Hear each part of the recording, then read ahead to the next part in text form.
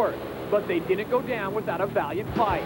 Along with the new hierarchy came a change in priority as the stand-up style ski that defined the sport for decades was overshadowed by the popularity of the bigger sit-down style craft, commonly known as the runabout. But through all the change, there was one factor that remained firmly intact, and that was the desire to win.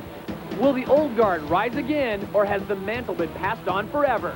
Stay with us as the battle for the center stage spotlight continues with stop number 1 of the Budweiser Jet Sports Tour from Richland, Washington.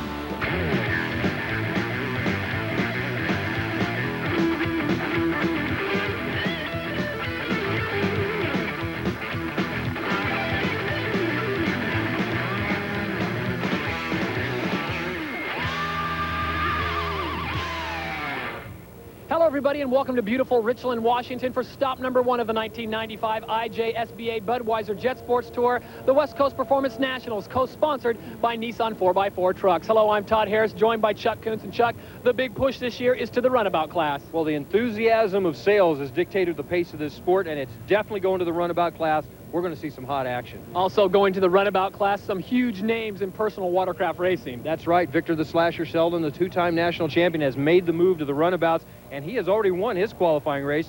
Chris Fischetti, a former world champion, has picked up a win in his qualifying race, and Beau Dupriest, the national champion, and Minoru Kanamori, the world champion, are in the finals also. This is going to be great action. All right, we've got a great year in store for you on the Budweiser Jet Sports Tour. Before we get to moto number 1, let's check in with Larry Rippenkroger down in the pits. Larry? Thanks, guys. Well, if there's a buzzword in the pits this year, it is technology. Everything from carbon fiber composite hulls to computer-controlled electronics in the engine and the pumps. A lot going on, a lot of evolution taking place. I'll be here to keep you updated as things progress later on today. Thank you, Larry, and we are now set for moto number 1 of the Runabout 785 class. Before we do that, let's have a look at the course, and Glenn Bothwell and the rest of the IJSBA staff have given us a great one here in Richland. This is going to be a fantastic race course this weekend. First of all, it's a right-hand course. You grab a handful of throttle coming off that starting line, then you have to sweep hard right. Brings you around into the split, the option section of the course. Riders take their own choice. They're going to take the outside split or the inside split. That drops you down onto this front straightaway, and is it ever a long front straight? A lot of horsepower, a lot of options going to be happening on this front straightaway, and it's going to be real interesting. We are ready to race in the runabout class. Victor Sheldon, Chris Fischetti, they are set to go.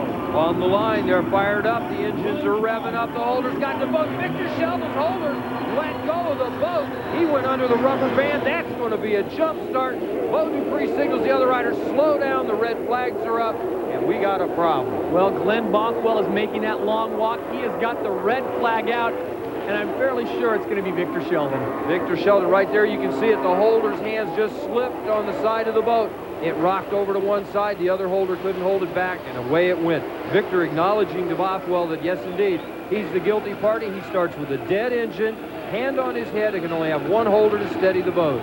Victor Sheldon at an incredible disadvantage now, and once again, someone jumps the line, Chuck, and this time, it looks like it's Chris McCluggage. This is no way to start off the 1995 season. These riders, they're so intense. They've all got 0 points. They all want to do good. As you can see right there, the same thing happens. McCluggage grabs a handful of throttle, and the holder wasn't ready, and the boat got right out from under him. So McCluggage now starts with a dead engine, hand on head. We get a clean start and out of the boot. Look at that. Minoru Kanamori just rockets out. Kanamori's got that hole shot. Fischetti was right there, but all of a sudden, bad Beau Dupriest powered through right behind him. So Minoru Kanamori takes the first pole shot of the 1995 season aboard his Kawasaki, and he is gone. Kanamori making his way around that left-hand turn, and he is pulling away on the XI. The new factory Kawasaki team looking real good, and Kanamori bringing a lot of experience over with him from the team he was on previously, R&D Racing. There you get a look at the West Coast fisheye cam aboard Chris Fischetti's boat, and he is chasing down Beau Dupriest. Dupriest sitting in second, Fischetti in third. And right now, Beau Dupriest, the defending national champion in the runabout class, looking very strong. But Chuck, he is running on basically a stock boat. Compared to the other riders, this boat would be considered stock. He's dropped a quick engine package in it, but the hull, he hasn't had time to do any work to it. So yeah, you could call it a stock boat. Let's go back and have a look at the start. And there you see Kanamori towards the bottom of your screen just launching off the line. Kanamori got a great jump, Fischetti right behind him, but all of a sudden, bad Beau on that #1 boat lights a fire, comes right around Fischetti, shuts the door. takes second place. Minoru Kanemaru, who hails originally from Kobe, Japan, now living in Lake Havasu City, Arizona. There you get a good look at him. One of the fastest riders in this class. He has the number 1 on his boat, signifying the world title that he won last year at Lake Havasu City, Arizona. And there's Beau Dupreece coming around on his boat with Chris Fischetti close behind. With just a few laps into the 95 season, the standings look like this. It's Kanemaru, Dupreece, Fischetti, Tom Bonacci in 4th, and Dan Fitzgerald in 5th. The West Coast Performance Nationals are brought. Welcome back to Richland, Washington, the first stop of the Budweiser Jet Sports Tour. The West Coast Performance Nationals, co-sponsored by Nissan 4x4 Trucks. Todd Harris along with Chuck Kuntz and Larry Rippenkroger. And there you see our leader in the runabout class right now. It is Minoru Kanemaru, the defending world champion.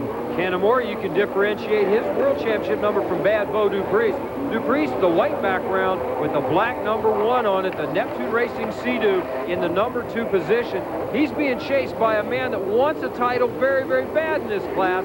Boat number 300, the West Coast Rocket Ship Racing Sea-Doo of the Flying Fish, Chris Fischetti. We now go aboard the West Coast Fish-Eye Cam. We get this angle all season long. You can see how fast they're moving, Chuck, and how quick those objects are coming at them, especially aboard Chris Fischetti's boat. Unbelievable, the view you get from that camera. I'm really liking it. The number 4 position right now is the bomber, Tom Bonacci, the Bullet Marine Sea-Doo, and he's doing a fantastic job working his way through, but he's got some company coming in 5th and 6th place. Victor Sheldon, the man who started with a dead engine, has now opted for the split course. He has moved all the way up to 6th position on the Kawasaki. He is coming around, and it looks like he might take Tom Bonacci on this one. He's after Dan Fitzgerald at the moment on the Riva Yamaha, and they come off the split section of the course, and you can see how it works. Fitzgerald pulls right up alongside with Victor Sheldon with the inside angle. They dive into the turn. Sheldon pushes Fitzgerald wide and comes out in 5th place. And you get a good idea of just the level of experience and resilience of Victor Sheldon. After starting with a dead engine, he has now moved up to 5th position. And Chuck, his boat is absolutely flying. I've heard some rumors, and I haven't been able to substantiate them yet, that there's some really neat stuff underneath the hood of Victor's boat, including some computer-operated exhaust port power valves that could make this boat really fly. Right now you can see the replay of how Victor was able to make this move into 5th place. There you see the split portion of the course come into play. Victor now has the inside line to this right-hand turn. Fitzgerald tries to come in and push him tight. Victor won't have anything to do with it. Fitzgerald gets pushed wide, spins momentarily. Victor's by him. That's all it takes. A walk in the park for Victor Sheldon, who has so much experience in personal watercraft racing. And here we go again, Chuck. Victor Sheldon again off that inside split. Bonacci this time on the outside. And Bonacci way wide. Victor's off the boat. Victor Sheldon tossed off the boat, pulling some heavy lateral G's into that corner. And he is thrown off. He's lost his lanyard. He's going to have to refire that boat. He's already lost 2 positions. This is unbelievable. The Slasher, what a charge to get up, to challenge for 4th. Actually got 4th place, only to get pitched off. Back to our leader, boat number 1, Minoru Kanemaru, the defending world champion. A great day for Kawasaki. Both Minoru and Victor teammates. He has led from start to finish, Chuck. Looks very smooth out there. Kanemaru, the defending world champion, you can denote that on his boat by the black background with the white number 1 opposed to the number on Beau's boat. The Team Kawasaki guys had to work 3 nights to well past midnight to get these boats tuned, and I think it really shows what they did, because these boats are flying. Minoru Kanemaru coming down the second half of the last lap. There you see Chris Fischetti, boat 300. He is doing his best to try to move up the position and try to reel in Beau Dupreece. He's caught Beau Dupreece as they come to the split course on the final lap, and they split courses. Kanemaru coming down, taking the checkered flag for the big win, but the story is back there on the split course. Dupreece on the outside, Fischetti on the inside as they work their way to the bottom. Dupreece turns onto the front straightaway. Fischetti comes onto the front straight. It's a drag race to the checkered flag. And that is definitely a photo finish. We will have to check and see who is the official winner of that one. But we do know Minoru Kanemaru, boat number 1, the Team Kawasaki rider, takes home the first moto of the season. 4th place goes to Tom Bonacci, and 5th place goes to Chris McCluggage. We'll be back right after this.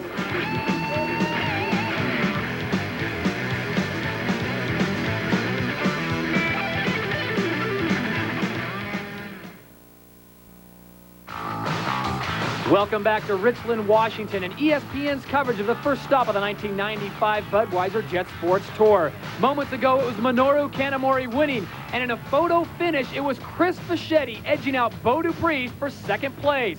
What a great race for Moto number 1. Let's go down to Larry Rippenkruger, who is with our winner. Larry? Thanks, guys. Well, Minoru, first race of the year. I know with myself in the past, I'm always a little nervous after sitting out the winner. How about you coming into this first one? Pretty much, anyway, happy though. So, also, everybody, working hard, and, maybe last night, everybody working maybe pretty late, maybe 1 o'clock, or, 2 o'clock morning, so. Well, congratulations. That's 1 down, 1 to go. Thanks for that. Good second place for Fish, and he'll be back with a vengeance in Moto number 2. Before we get to Moto number 2, we want to step aside and show you the freestyle competition, and this year it's going to be better than ever. There are going to be 6 competitors basically doing the whole tour, and any one of these guys could pick up a win on any given weekend. As with the racers, the first event of the season for the freestylist answers the same question. What has my competition been up to during the off-season? As for the judging criteria, it remains the same. 7 judges score 0 to 10. Throw out the high and the low, so a perfect score would be 50 points. Judges score on difficulty, variety, and execution of a 2-minute routine. Former national and world champion Jeff Kantz blew the dust off his routine, but a little rust left him in 5th place. Bud Tour Pro rookie Kenneth Wood was impressive in his first outing to the tune of a 47.2 points and 4th place. Defending national champion Lloyd Burlew was sporting new sponsorship, new paint, and a new hair color, which paled in comparison to his electric routine. The master of audience appeal charged his way to a 47.5 score, good enough for 3rd place. A heavy favorite as challenger to Burlew for this year's title is Canadian Rick Roy.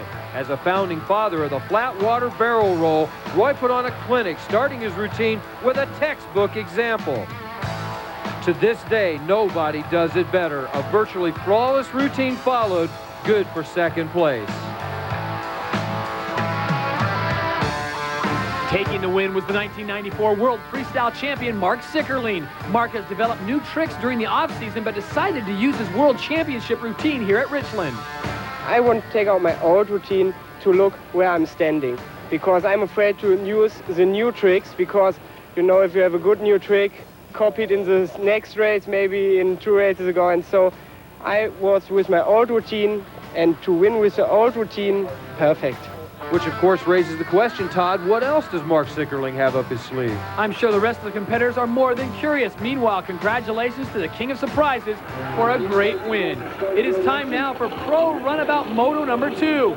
In the Moto scoring system, the finished placings of both motors were combined for an overall winner. At this point, Chuck, Minoru Kanamori would have to be the odds-on favorite. Yeah, odds-on favorite, what does he do? Jumps right off that starting line with the hole shot. Tom Bonacci and the slasher Victor Sheldon, 2nd and 3rd, side by side around the swing. And in somewhat of a deja vu from Moto number 1, it is Minoru Kanamori, boat number 1, the Kawasaki, Team Kawasaki, out in front. He will lead them into the green flag lap, and Chuck, he literally flew off the line. Flew up. What's Victor doing? The legs are out back. It looks like Superman goes by Bonacci into 2nd place. I don't know what that's all about, Chuck, but it worked. He is now moved into 2nd place ahead of Tom Bonacci. So it goes Kanamori, Victor Sheldon, and Tom Bonacci in the first lap. That is 1 through 3, and right now Kanamori is on the gas in the backstretch, and he is just flying. Kanamori on that boat has got himself a lever. There you can see it sticking out under his left hand, and that lever comes into play at the start of the race. And right here, what he does is grab that throttle, that lever, squeezes it, that turns the nozzle down. He grabs a handful of throttle, it throws the boat straight off the starting line, doesn't come up in the air from the nose, just straight forward, and it's all go. That coupled with that carbon fiber hull the XIs are running with, that is a very fast boat. There you see Kawasaki running 1 and 2. Chris Fischetti has now moved into 4th position. He is trying to track down Tom Bonacci on his West Coast ride, and the Fish is starting to push it. We'll go on board the West Coast Fisheye Cam and get a look of what personal watercraft racing is really all about. Oh, I think this is just one of the best views I've ever seen. I've always wondered what it looks like from the racer's viewpoint. Bonacci trying to hang on to that number 3 spot, and the Fish has got to be coming fast. Tom Bonacci on the number 7 Bullet Marine Sea-Doo out of Brea, California, a very strong rider. There is Kanamori. He is coming around once again, and Chuck, he shows no sign of letting up. Kanamori must have some great stamina going because he charged in Moto 1, and he's doing the exact same thing here in Moto number 2. Just a win like that in that first moto's got to pump you up. And we'll be back to Richland with more racing right after this. Welcome back to Richland, Washington in the Pacific Northwest. We are on the Columbia River for stop number 1 of the Budweiser Jet Sports Tour of the West Coast Performance Nationals, co-sponsored by Nissan 4x4 trucks. In runabout Moto number 2, our current leader, Minoru Kanamori. He did win Moto number 1, so he is on track, Chuck, to win again. Our current standings, though, look like this. It's Kanamori atop, followed by Victor Sheldon, Tom Bonacci, Chris Fischetti, and then it's Bill Pointer. Is Kanamori ever doing a fantastic job? And you've got to really hand credit to this Team Kawasaki group. Out of the truck, they put these 2 boats in the water. Victor, a phenomenal first moto. And look at this! Victor spins out! What a freestyle routine! What a save! Oh man, Victor Sheldon, what he did to recover on that one. Victor Sheldon having memories of the first moto when he was not so lucky and came off the boat, able to salvage that one. Let's go back and have a look at this. What a save. Looks like a freestyle routine. Does a complete 360 pirouette and doesn't lose a position. Well, with that demonstration by Victor Sheldon, it just shows how important handling is, almost as much as horsepower. Let's check in with Larry Rippenkroger in the pits. Thanks, guys. Well, of course, in all forms of racing, handling plays a major role in competition. This year, a lot of the focus seems to have gone into the sponsons area. Now, the trick here is you can change the length, the angle, and the height of where the sponson is mounted, but it's not just a straight skeg. It's concave. You can play with the backside of it as well. It's very critical back here. A change of 1 millimeter either way can drastically change the overall handling. The key, by lowering the sponson, it increases straight line stability, but you go a little too far and it's detrimental in the corners. So it's a magic fine line combination that the mechanics are striving to achieve. Thanks, Larry. Back to racing action. Tom Bonacci, Chris Fischetti battling it out right now, and the Fish is another one of those riders, tenacious, does not let go of anything. You guys like a pit bull on your backside. You got Fischetti behind you. You can't give up, but Bonacci's not acting concerned at all. He just keeps driving his own race around his course. We're going to take another lap split time between these two. Last time it was 3.9 seconds between Bonacci and Fischetti. This time, Fischetti's coming down through the timer, shuts off the clock at 3.7. That's a 2/10 gain. Chris Fischetti, as you said, Chuck, in 4th position, boat 300, the West Coast ride. His dad, Pops, is chief Frencher, and he does a great job on his boats. Chris Fischetti looking very smooth in the 4th position. And I had a chance to talk with Chris before the racing today, and he said there was one thing that he thought would really stand out for the national champion this year. We got the scoop from Chris Fischetti. The scoop is be completely consistent, ride as fast as I can, and like I said, the 2-moto system for the main event, you might want to get a third in the first one instead of push it and crash and lose a position, you know, and then the last one, just let it all hang out, and hopefully the equipment will stay together and you'll be able to put the combined together for the overall win. I'm real consistent, my boats are consistent, so I think it's going to be in my favor. So Chris Fischetti feels consistency is the key to a championship. This year is going to have to prove that out, as this field has got to be the toughest field in history. Oh, no question about that, Chuck. There is so much talent in the 785 runabout class. The manufacturers are behind it. You've really got the best of the best, the cream of the crop racing here. And speaking of the cream of the crop, Minoru Kanamori continues to lead this Moto number 2. After winning Moto number 1, he is coming around, and this will be the final lap for Minoru Kanamori if he can hold on as he passes another rider, a lap rider, having no problems getting through the field. Kanamori does lap another rider, the white flag lap. He's moving his way up. He's got another lapper right in front of him. He's got to work his way around. That would be Hall & H, Harry Gocher. Gocher goes wide and then comes back, and they bump. Todd, they bumped coming around that buoy. What was Gocher thinking? Harry Gocher coming back from a 1-year layoff, not showing any respect. Minoru Kanamori makes him squeeze through that buoy. Kanamori, no concerns. He will just continue on and power his way towards another checkered flag. A world championship belongs to Minoru Kanamori. He definitely earned it at the World Finals last year, and he's going to carry that position right on through the first round here in Richland, Washington, as he's coming down, Todd, for the checkered flag.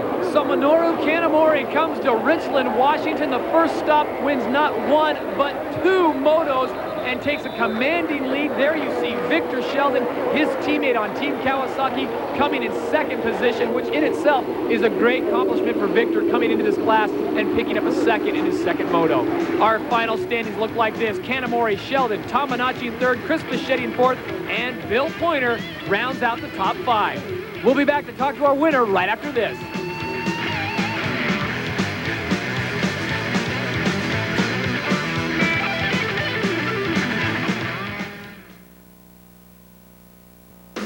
The Budweiser Jet Sports Tour is brought to you by West Coast Performance Products, better by design.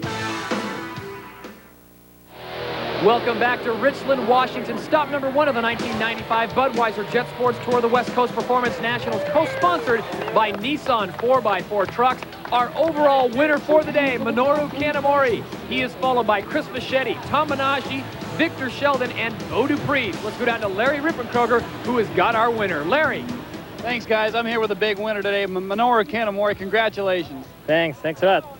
Well, your team looked like they worked awful hard. Yesterday, I noticed they were out working all afternoon, late in the evening last night, but looks like you got the winning combination. Yeah, that's right. So, anyway, I will say I appreciate for that, those guys and that all my sponsor, Kawasaki, and that Slippery, Sato Engineering, Arai Helmet, and Maxima Oakley. So, anyway, thanks a lot, anyway.